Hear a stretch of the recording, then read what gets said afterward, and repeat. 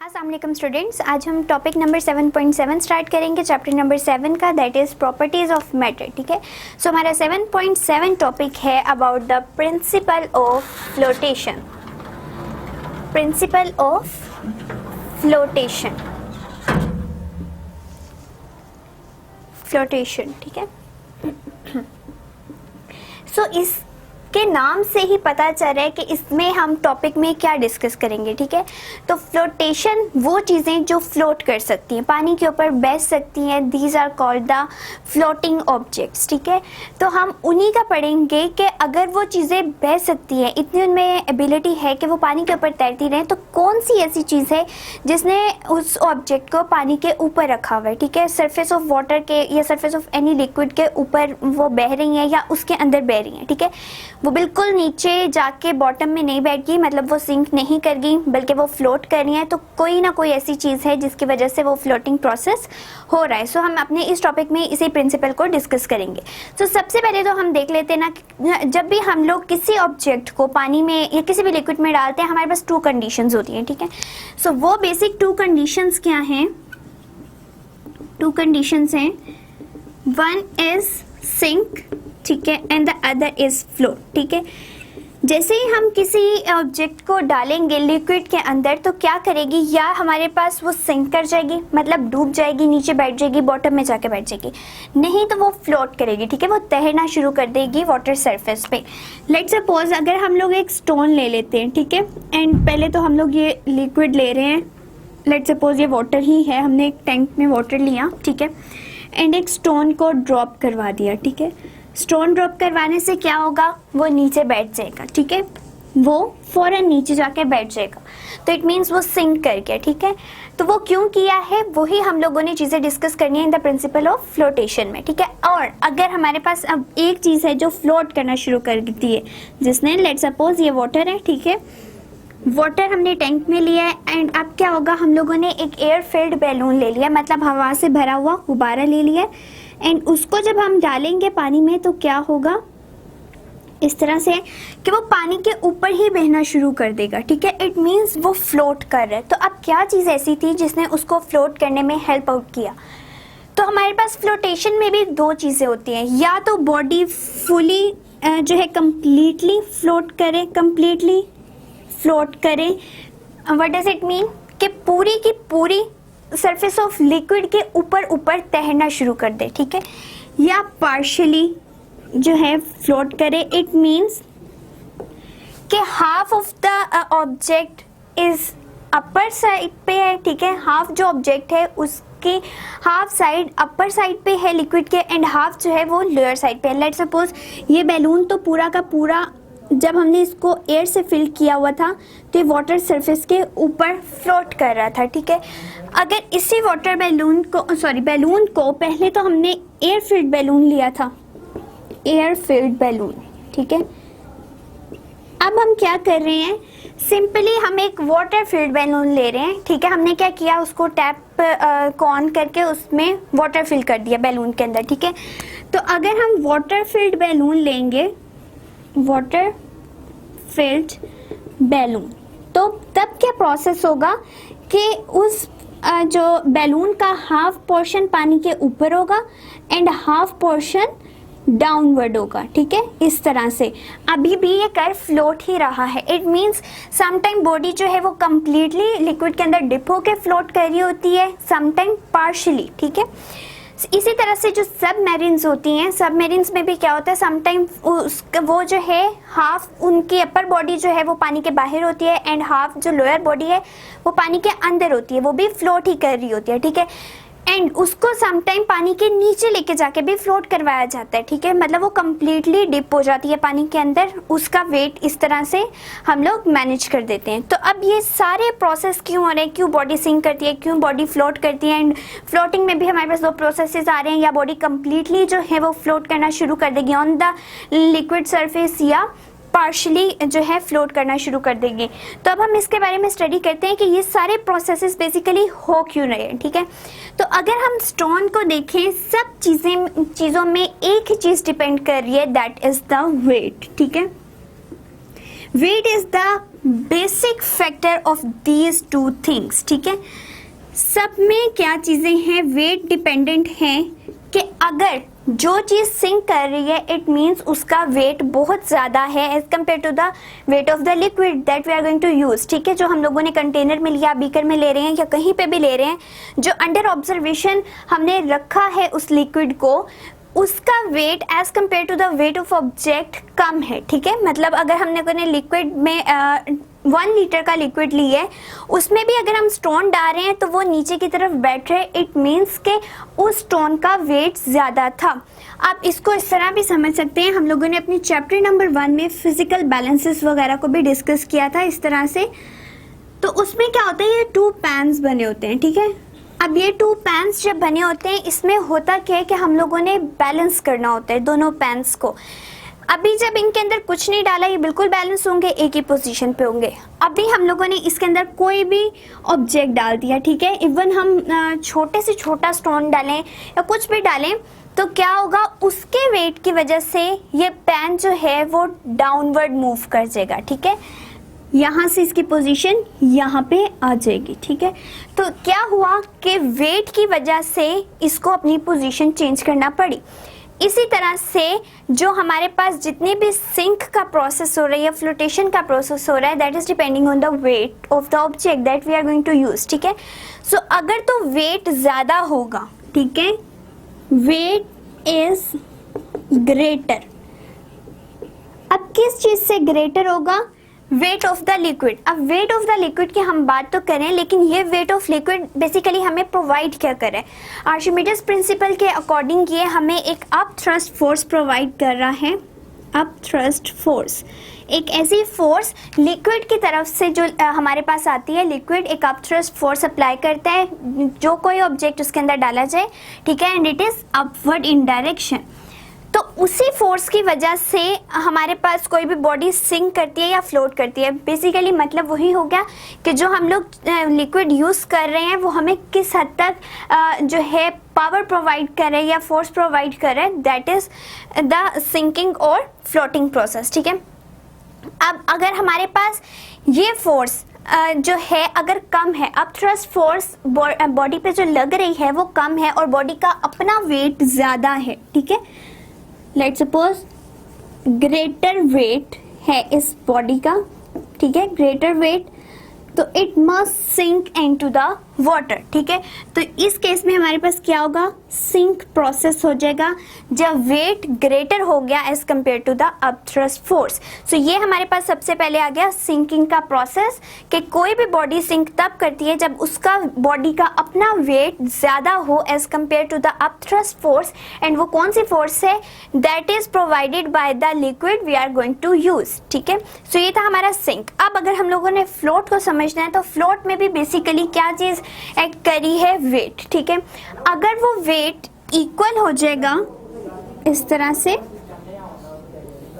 हम इसको कर लेते हैं यहाँ पे, वेट ऑफ बॉडी या weight of object is equal और less than upthrust force, then ही बॉडी हमारे पास क्या करेगी, फ्लोट करेगी, ठीक है। या उस बॉडी का वेट बिल्कुल इक्वल हो जाए अपथ्रस्ट फोर्स के, या उस बॉडी का वेट लेस देन हो, ठीक है। अब इस केस में अगर हम एयर फिल्ड बैलून के केस में देखें तो कोई भी चीज़ बिल्कुल ऊपर तब उठाई जा सकती है जब वो फोर्स ज़्यादा हो, ठीक है। अगर हम किसी भी सामान को लिफ्ट अप करना चाहते हैं, लेट्स सपोज हम लोगों ने एक बाल्टी भी उठानी है, तो बाल्टी का अगर वेट कम होगा और हमारी जो फोर्स लगा रहे हैं वो ज़्यादा होगी, तभी हम उस बॉडी को लिफ्ट कर सकते हैं। इसी तरह से इस बैलून का वेट कम है as compare to the upthrust force provided by the liquid we are going to use, ठीक है। तो उसके अकॉर्डिंग अगर लेस है तो पूरी की पूरी बॉडी फ्लो करेगी on the surface of the liquid. लेकिन अगर उस बॉडी का वेट जो है वो इक्वल है, ठीक है, लेट्स सपोज उसकी डाउनवर्ड फोर्स भी उतनी है एंड अपवर्ड लगने वाली भी उतनी है, तो बॉडी पार्शली जो है फ्लोट करेगी कि हाफ पोर्शन जो है बॉडी का अपवर्ड फ्लो करेगा एंड हाफ जो है वो डाउनवर्ड फ्लो करेगा। सो हमारा जितना भी सिंकिंग एंड फ्लोटेशन का प्रोसेस है, that is depending on the weight, कि आइदर वेट जो है वो इक्वल है या ग्रेटर है या लेस देन है टू द अपथ्रस्ट फोर्स। और अपथ्रस्ट फोर्स क्या है? एक ऐसी फोर्स जो कि प्रोवाइड की जा रही है बाय द लिक्विड। सो अब हम अपने जो है प्रिंसिपल ऑफ फ्लोटेशन की तरफ चलते हैं कि what is the principle of flotation. So इसी से पता चल जाता है कि अगर बॉडी फ्लोट कर रही है इट मीन्स या तो उसका वेट इक्वल होना चाहिए as compare to the weight of the liquid, ठीक है, या अपथ्रस्ट फोर्स या लेस देन होना चाहिए। सो हमारे पास प्रिंसिपल है कि the floating object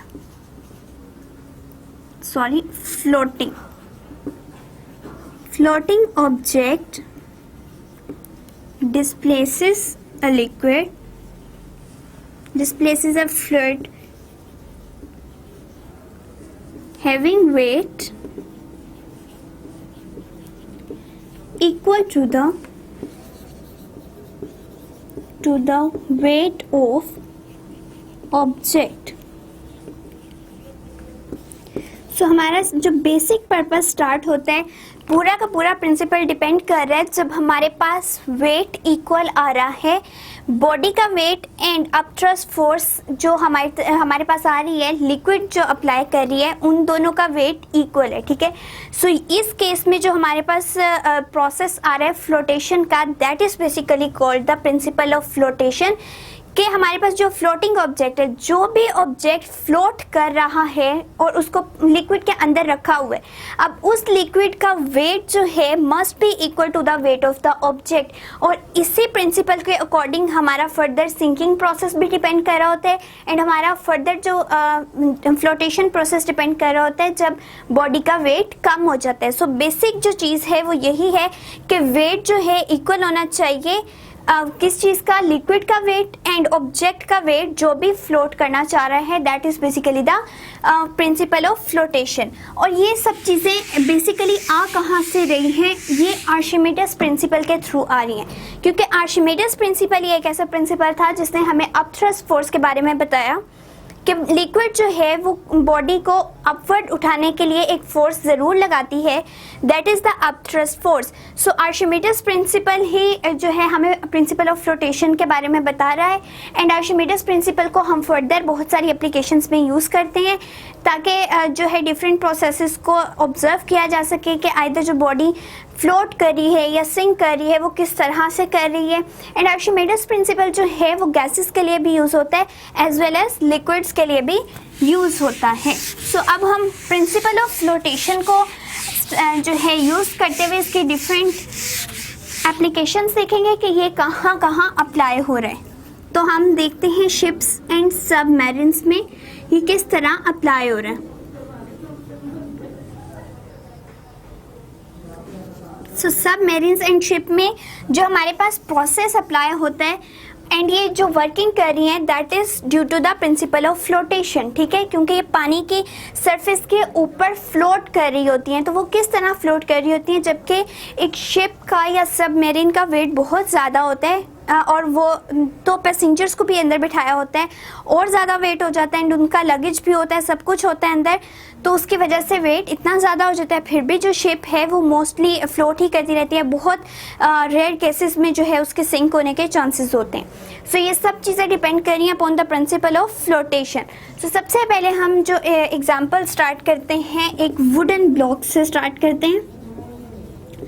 wooden block wooden block में क्या होता है कि आप कोई भी एक लकड़ी का टुकड़ा लें, ठीक है, वुडन ब्लॉक लें कोई सा भी एंड उसको एक पानी के अंदर इस तरह से छोड़ दें, तो वो क्या करेगा? अल्टीमेटली वो फ्लो करेगा, ठीक है, फ्लोट करेगा। क्यों अब वो फ्लोट करे? क्योंकि उस वुड के जो वेट है, वुडन ब्लॉक का वेट इज लेस देन, ठीक है, is less than upthrust force. So आपने देखा होगा कि जब भी आप किसी भी वुडन ब्लॉक को पानी में फेंकते हैं, थ्रो करवाते हैं, तो वो पूरा का पूरा अपर सरफेस पे ही फ्लोट करता रहता है। क्यों? क्योंकि उसका वेट जो है वो कम है as compare to the upthrust force. So यहीं से प्रिंसिपल ऑफ फ्लोटेशन अप्लाई होना शुरू हो गया, जो हमें क्या बता रहा था कि बॉडी अगर फ्लोट करना चाह रही है तो उसका वेट इक्वल होना चाहिए to the weight of liquid, ठीक है, लेकिन अगर वो कम भी है तब भी वो फ्लोट करेगी। बट किस तरह तरह से फ्लोट करेगी कि पूरी की पूरी बॉडी जो है अपर सरफेस पे लिक्विड के मूव करेगी। उसका ऐसा नहीं होगा कि कुछ पोर्शन ऊपर हो और कुछ नीचे हो, ठीक है। सो यहाँ से हमारे पास जो वुडन ब्लॉक फ्लोट कर रहा है वो क्यों कर रहा है, क्योंकि उसका weight is less than the upthrust force, ठीक है। तो इसलिए वो पानी के सरफेस के ऊपर ऊपर मूव करता रहेगा। द नेक्स्ट इज हम स्टार्ट करते हैं शिप्स को। अब शिप्स भी जो हैं क्या करती हैं, बहुत जो है पैसेंजर्स को लेके जाती हैं, सामान बहुत ज़्यादा एक जगह से दूसरी जगह जो है उन्होंने शिफ्ट करना होता है। लेकिन फिर भी क्या होता है कि शिप जो है वो फ्लोट कर रही होती है on the surface of water. चलिए शिप भी बना लेते हैं इस तरह से ही। अब ये क्या होगा, क्यों फ्लोट कर रही है, क्योंकि हमने जो शिप का वेट रखा है वो इस तरह से मैनेज करवाया है कि वो भी कम हो as compare to the upthrust force. Weight is less than upthrust force, क्योंकि शिप जो है, अब अगर हमने वुडन ब्लॉक की बात की या कोई और छोटी चीज़ ले रहे हैं, हम उसके लिए क्या करते हैं, थोड़ा कम वाटर को डिस्कस कर रहे होते हैं, ठीक है। लेट्स सपोज हम कह रहे होते हैं बीकर ले लें, टैंक ले लें, लेकिन शिप्स वगैरह ने तो ओशंस में समंदरों में जाना होता है, ठीक है। तो अब वो क्या होता है, उसके लिए भी इस तरह से उस शेप का वेट बनाया जाता है कि उसमें जितने मर्जी पैसेंजर लोड हो लें, लेकिन लिमिट तक, ठीक है।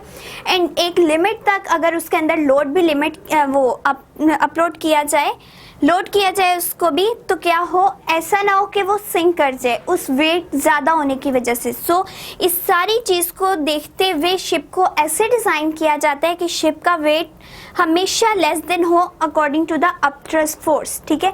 तो पानी जो फोर्स लगा रहा है, अगर उससे वेट इस बोट का या शिप का, जो हम यहाँ तो हमने बोट को डिस्कस कर लिया, लेकिन शिप बेसिकली हमने डिस्कस करनी है। तो शिप का अगर वेट कम होगा, ठीक है, वेट कम है, इट मीन्स कि अपथ्रस्ट फोर्स जितनी लगेगी तो वो ऊपर ऊपर सरफेस ऑफ वाटर पे मूव करती रहेगी। सो यहाँ पे भी principal of flotation he apply हो रहा है कि बॉडी का जो वेट है वो ही एडजस्ट इस तरह से करना है कि अपथ्रस्ट फोर्स जो है उसके ऊपर ज़्यादा लगे as compare to its weight. The next is submarines. अब सबमरीन्स में क्या होता है, वो फ्लोट भी कर सकती हैं, ठीक है, वो अपर सरफेस पे भी फ्लोट कर सकती हैं एंड पानी के अंदर जाके भी फ्लोट कर सकती हैं। तो वो क्यों करती हैं कि समटाइम देखें, जब हमें ऊपर लेके आना होता है उसका कुछ पोर्शन हम ऊपर ले आते हैं एंड कुछ डाउनवर्ड होता है, ठीक है। एंड अगर हमें ज़रूरत पड़े तो उसको पूरा का पूरा वाटर सरफेस के नीचे भी लेके जाया जा सकता है। वो किस तरह से कि अगर हमने सिंपली सबमरीन को वाटर के अंदर छोड़ दिया, उसका भी वेट इस तरह से एडजस्ट किया गया है कि वो लेस देन हो, लेस देन या equal than, sorry, is equal to the upthrust force. अब इक्वल होने की सूरत में क्या होगा कि हाफ ऑफ द पोर्शन जो है सबमरीन का वो वाटर सरफेस के ऊपर होगा एंड हाफ जो पोर्शन है वो डाउनवर्ड होगा। इट मींस के वेट जो है वो इक्वल हो गया अपथ्रस्ट फोर्स के इक्वल। अब दोनों जो फोर्सेस हैं वो अपनी अपनी मनमारी हैं थोड़ी थोड़ी कि जो है आधा पोर्शन ऊपर रहे पानी के एंड आधा नीचे रहे। अब इसका वेट पहले ही इस तरह से एडजस्ट किया जाता है, इसको इसी तरह से डिज़ाइन किया जाता है। लेकिन अगर इसको पानी के निचली सरफेस पे लेके जाना है तो क्या करेंगे, इसका ऑब्वियसली वेट बढ़ाना पड़ेगा, ठीक है। जैसे ही वेट बढ़ेगा इतना कि अपथ्रस्ट फोर्स कम हो जाए तो ये ऑटोमेटिकली नीचे की तरफ जाना शुरू कर देगी। इट मींस अगर हम इसमें वाटर फिल करना शुरू कर दें, ठीक है, वाटर फिल करेंगे, जैसे जैसे वाटर फिल होता जाएगा इसका वेट, सबमरीन का वेट ज़्यादा होना शुरू हो जाएगा as compare to the upthrust force, ठीक है। और जैसे ही वो वेट बहुत ज़्यादा हो जाएगा तो वो ऑटोमेटिकली नीचे चली जाएगी। एंड जब हमने इसको फिर अगेन ऊपर लेके आना है, इट मीन्स इसके अंदर से हमें वाटर ड्रेन करवाना पड़ेगा। सो वाटर का जो है अपना वेट होता है जिसकी वजह से वो दूसरी चीज़ों को भी हैवियर कर देती है या लाइटर कर देती है। अगर उसको बाहर निकाल दिया जाए तो वो सिंपली जो है प्रिंसिपल ऑफ फ्लोटेशन के अकॉर्डिंग अपने जो है फ्लोटिंग प्रोसेस को चेंज कर सकते हैं। लेट्स सपोज अगर उनका weight equal to the upthrust force है तो कुछ पोर्शन उसका पानी के ऊपर रहेगा एंड कुछ पोर्शन नीचे। सो सबमेरिन्स के अंदर से जैसे ही हमने उसको पानी के ऊपर लेके आना है तो वाटर को ड्रेन कर देना है, ठीक है।